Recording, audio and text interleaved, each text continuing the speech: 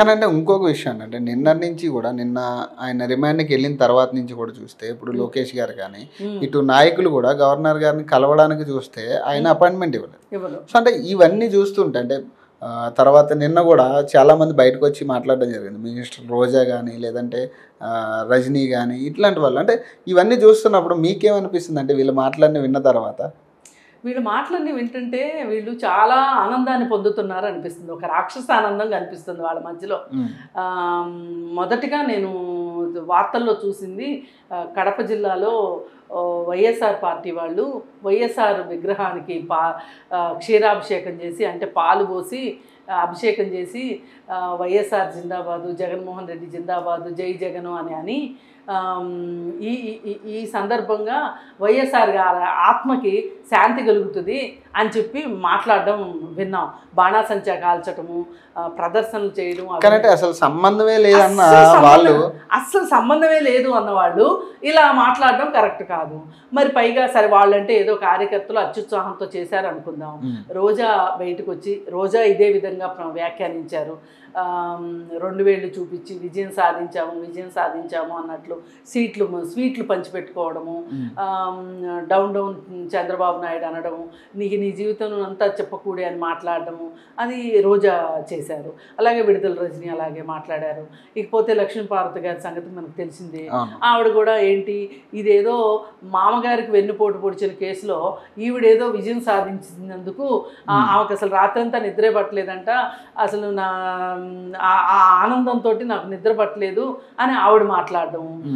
సరే ఇంకా విజయసాయి రెడ్డి గారి సంగతి తెలిసిందే కదా, ఆయన ఏం మాట్లాడారు, ఇక జీవిత ఖైదు పడబోతుంది చంద్రబాబు నాయుడు జీవితం అంతా ఇంకా జైల్లోనే అని ఆయన మాట్లాడడం. ఇలా వీళ్ళందరినీ చూస్తుంటే మనకేమనిపిస్తుందంటే అసలు వీళ్ళు ఇలా జరగాలి అని వాళ్ళు అనుకుని కక్షపూరితంగానే చేశారా అని అనిపించేలాగా ఉంది. సరే ఇవన్నీ వీళ్ళందరూ కొంచెం అమాయకంగా తెలియక మాట్లాడారు అనుకుందాం. మరి మనకు ప్రభుత్వ సలహాదారు ఎవరైతే సజ్జల రామకృష్ణారెడ్డి గారు ఉన్నారో ఆయనైతే ఇంకో అడుగు ముందుకేసి కక్ష సాధింపు అంటారా మీరు, అసలు మేము కక్షే సాధించదలుచుకుంటే మేము చంద్రబాబు నాయుడిని లోకేష్ని పాతాళానికి తొక్కగలము అన్నారు. అంటే ఈ ప్రజాస్వామ్య వ్యవస్థలో ఇప్పుడున్న ఆధునిక కాలంలో ఒక పార్టీని ఇంకొక పార్టీ ఎంత అధికారంలో ఉంటే మటుకు పాతాళానికి నొక్కగలరా అండి? అది జరిగే పనేనా? అంటే ఎందుకు మీకు ఈ మితిమీరి మాట్లాడుతున్నారు? ఈ అతిశయం ఏంటి అసలు? అంటే మీరు ఏ ఉద్దేశంతో? అంటే ఇలాంటి మాటలన్నీ సభ్య సమాజం చూస్తూ ఉంటుంది, ప్రజలందరూ గమనిస్తూ ఉంటారు. మరి వాళ్ళందరూ ఏమనుకుంటారో, రేపొద్దున మనం మళ్ళీ ఎలక్షన్స్కి వెళ్తాం కదా ప్రజల దగ్గరికి, మరి వెళ్ళినప్పుడు మీరు ఇలా కక్షపూరితమైన పనులు చేశారు, మీరు అసలు మేము అధికారం ఇచ్చింది 5 సంవత్సరాల పాటు అప్రతిహాతంగా 151 మంది ఎమ్మెల్యేలతో మీకు అధికారం ఇస్తే మీరు చేసింది ఏంటి? మీరు కక్ష సాధింపు, ప్రజావేదిక కూల్చడం దగ్గర నుంచి, అమరావతిని పడకన పెట్టడం దగ్గర నుంచి మీరు చేసిన పనులన్నీ, పోలవరం కంప్లీట్ చేయలేదు. అసలు మీరు ఈ 5 సంవత్సరాలు మీరు ఏం చేశారు? ఇంకా స్కామ్లు ఉన్నాయి, టీడీపీ వాళ్ళు చేసినాయి అని కూడా వాళ్ళు ఆరోపణలు చేస్తారు కదా. ఈ పోలవరం ప్రాజెక్టుకి సంబంధించి కానీ కొన్ని వాటిలో అలా చేసే కదండి బొక్కబార్లో పడ్డారు వాళ్ళు. ఇప్పుడు పోలవరం ప్రాజెక్టు గురించి రీటెండరింగ్ చేశారు. రీటెండరింగ్ చేయడం వల్ల ఎవరికి నష్టం? ఇప్పుడు ఎవరో ఒక కంపెనీని తీసుకొచ్చి తక్కువకి టెండర్ అయించి ఆ కంపెనీకి అప్పచెప్పారు. వాళ్ళు ఇప్పుడు ఏం చేశారు, ఒక ఆనకట్ట, చిన్న ఆనకట్ట, అంటే అసలు ప్రాజెక్ట్ అంతా ఎలా ఉందో చూడటానికి వ్యూ పాయింట్ ఒకటి కట్టారు. కడితే అది 89 కోట్లు అయింది దానికి ఖర్చు. అది కాస్త కూలిపోయింది. మరి ఇప్పుడు ఎవరిస్తారు? అసలు ముందు ఈ అయిపోయిన కాలాన్ని ఎవరు తీసుకొచ్చిస్తారు? పోలవరం ముందు కంప్లీట్ అయితే మనకి 2 లాభాలు ఉంటాయి. ప్రాజెక్ట్ కాస్ట్ తక్కువ అవుతుంది, రెండోది నీరు పొలాలకు అందితే గనక అసలు ఆ పోలవరం ప్రాజెక్టు యొక్క ఏదైతే అవసరం ఉందో ఆ అవసరం తీరుతుంది, ఉపయోగం జరుగుతుంది. ఇప్పుడు ఇంత ప్రజాధనంతో అంత పెద్ద ప్రాజెక్టు కట్టి అది సకాలంలో కట్టకపోతే ఇప్పుడు మనము ప్రజలకు నష్టమే కదా. ప్రాజెక్టు వ్యయం కూడా పెరుగుతుంది కదా. ఇప్పుడు ఐరన్ ఉంది, రోజు రోజుకి ఐరన్ ధర పెరిగిపోతుంది, సిమెంట్ ధరలు పెరుగుతున్నాయి, మరి కూలీల జీతభత్యాలు పెరుగుతున్నాయి. మరి ఇవన్నీ ప్రాజెక్ట్ కాస్ట్ వ్యయం పెరిగిపోతుంది కదా. మీరు అంటే ఏనుగులు వెళ్ళిపోయేది వదిలేసేసి చీమలు వెళ్ళేది చూసారా మీరు? అంటే మీ రంధ్రాన్వేషణ అంతా ఏంటి? చంద్రబాబు నాయుడు ఏదైతే విధానం తీసుకున్నారో, ఏ విధానాలు అయితే అనుసరించారో అవి ఏవి తొంగలో తొక్కేసేసి అవి ఏవి కనిపించుకోకుండా మేము సొంతగా చేద్దాము అనుకున్నారు.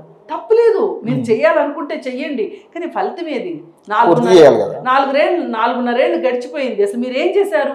అసలు ఇప్పుడు మీరు ప్రభుత్వంలోకి వచ్చిన తర్వాత మీరు కన్స్ట్రక్టివ్గా చేసిన పని ఏంటి చెప్పండి? ఏదైతే మీరు అనుకునే సంక్షేమ పథకాలు తప్పితే ఆ సంక్షేమ పథకాలు కూడా సంక్షేమ పథకాల ముసుగులో వాలంటీర్ వ్యవస్థను నియమించుకుని ఈ వాలంటీర్ వ్యవస్థని ఒక నిఘా వ్యవస్థలాగా తయారు చేసుకుని మీరు ఎదురు పార్టీకి ఓట్లేసే వాళ్ళని ఎవరినో లెక్కించుకోవడానికి మీ నిఘా వ్యవస్థను పెంచుకుంటున్నారు. కానీ ఈ వాలంటీర్లో కూడా అంటే లోపాలు ఉన్నాయంటారంటే ఈ వాలంటీర్ వ్యవస్థలో అంటే ఎలాంటి లోపాలు ఉండొచ్చు? ఎలాంటి లోపాలు ఉంటే ఇప్పుడు వాళ్ళు ఉంటారండి, వాళ్ళకి ఇచ్చిన టార్గెట్ ఏంటి, ఏ ఇంట్లో ఎన్ని ఓట్లు ఉన్నాయి, అసలు వాళ్ళ ఆలోచన సరళ ఎలా ఉంది, మన ప్రభుత్వం మీద వాళ్ళకి అంటే ఒక రకంగా వీళ్ళు ఎలా చేశారంటే దాన్ని సర్వేలాగా చేసుకున్నారు. ఇప్పుడు మామూలుగా సర్వేలు చేయించుకుంటా ఉంటారు పొలిటికల్ పార్టీస్ వాళ్ళు, దానికి చాలా ఖర్చు అవుతుంది, వాళ్ళే పెట్టుకోవాలా ఆ ఖర్చు. వీళ్ళకి 5,000 ఇస్తే అయిపోయాయి. వీళ్ళకి ఈ 5,000 కూడా ఎవరి జేబులోంచి ఇస్తున్నారు? ప్రజల డబ్బు నుంచి, ప్రభుత్వ ఖజానా నుంచి ఇస్తున్నారు. ఇప్పుడు మీరు ఏదైతే స్కిల్ డెవలప్మెంట్ ప్రోగ్రామ్ లో 371 కోట్లు స్కామ్ అయిందని మీరు చెప్తున్నారో, అసలు ఈ వాలంటీర్ వ్యవస్థ పెద్ద స్కామ్ అంటాం మేము. దానికి మీరేం చెప్తారు సమాధానం? అంటే ఎలా అంటారు స్కామ్ ఎలా అయింది అంటే ఇప్పుడు అసలు మీరు మీ పార్టీ కార్యకర్తలకి మీరు మీ పార్టీ నిధుల్లో నుంచి జీతాలు ఇచ్చుకుని మీరు సామాజిక సేవ చేయించుకోండి, ఎవరు కాదనరు. మీ పార్టీ ప్రచారం చేయించుకోండి, ఇంటింటికి కాదు ఒక్కొక్క మనిషికి ఒక్కొక్క కార్యకర్తను పెట్టుకోండి, ఆ డబ్బులు మీరు ఇచ్చుకోండి పర్సనల్ గా. అంటే ప్రభుత్వ ఖజానా నుంచి ఇవ్వడానికి మట్టు కుదరదు, మీ సొంత నిధులతోటి మీరు ఇచ్చుకోండి. ప్రభుత్వం అంటే ఇంకా ప్రజలే అవుతుంది, ప్రభుత్వం అంటే ప్రజలే కదా. అంటే ఇప్పుడు మీరు ప్రజాధనాన్ని మీ పార్టీని గెలిపించుకోవటానికి వాడుకున్నప్పుడు అది తప్పు కాకుండా ఉంటుందా? మరి వాలంటీర్ వ్యవస్థను అసలు ఎందుకు పెట్టారు మీరు? వాలంటీర్ వ్యవస్థను పెట్టడం వల్ల లాభం ఏంటి? అసలు మీకు లాభం, ప్రజలకి ఏముండదు. పైగా ఇంటింటికి తీసుకెళ్ళి మీరేమి రేషన్ ఇంటికి తీసుకెళ్ళి ఇస్తున్నారు. అసలు ఈ రేషన్ తీసుకోగలిగిన అవసరంలో ఉన్నవాళ్ళు రేషన్ షాప్ దగ్గరికి వచ్చి రేషన్ తీసుకోలేరా? బంగారు వాళ్ళు ఆ మాత్రం 4 అడుగులు వేయలేరా అండి వాళ్ళు? అసలు వాళ్ళు అంత సోమరిపోతులు చేయాల్సిన అవసరం ఏంటి? మరి ఇవన్నీ ప్రశ్నించాలి కదా. ఇవన్నీ పాయింట్స్ బయటకు తీసుకొచ్చిన ప్రతిపక్షాలను కూడా ఈ రోజు అంటే టార్గెట్ చేసి మాట్లాడుతారు కదా. ఇప్పుడు పవన్ కళ్యాణ్ గారు కొన్ని మీటింగ్ లో మాట్లాడారు. మాట్లాడిన తర్వాత చాలా కేసులు బయటకు వచ్చినాయి, చాలా టార్గెట్ చేశారు, చాలా కేసులు బయటకు వచ్చాయి. కాకపోతే వాళ్ళకున్న అండ ఏంటి అంటే బీజేపీ అండ జగన్మోహన్ రెడ్డికి ప్రతి విషయంలోనూ అసలు ఇక్కడ పరిపాలిస్తుంది జగన్మోహన్ రెడ్డి ఫేస్ కనిపిస్తుంది మనకు అంతే, కానీ పరిపాలిస్తుంది బీజేపీ. అంటే వాళ్ళకు వచ్చే లాభం ఏంటంటే ఇప్పుడు ఆల్రెడీ సెంట్రల్లో ఉన్నారు కదా, వాళ్ళు సెంట్రల్లో ఉంటే మటుకు ఇక్కడ చంద్రబాబు నాయుడు యొక్క మళ్ళీ అధికారంలోకి రాకుండా ఉండాలి అంటే ఈ జగన్మోహన్ రెడ్డిని పెంచి పోషించాలి. ఇప్పుడు మీకు వాళ్ళకేంటి లాభం అంటారు? తమిళనాడులో చూశారు కదా, పోయినసారి ఏఐడిఎంకే పార్టీ అధికారంలోకి వచ్చింది, వస్తే దానిలో 2 ముక్కలు చేశారు. ఇద్దరితోనూ మేము బాగున్నాం అంటారు, ఇద్దరితోనూ బాగానే ఉన్నారు, వాళ్ళు ఉండటం కూడా బాగానే ఉన్నారు, పరిపాలన చేశారు. ఏమైంది? శశికళకి అభయహస్తం ఇచ్చినట్టు ఇచ్చారు. శశికళ రావద్దు, వాళ్ళ కీలుబొమ్మ అక్కడ ఉండాలి, ఆ కీలుబొమ్మ ద్వారా డిఎంకే పెరగకుండా చూద్దాం అనుకున్నారు. కానీ తమిళనాడు ప్రజలు ఎంతైనా తెలివైన వాళ్ళు కదా, అందుకని చెప్పి డిఎంకే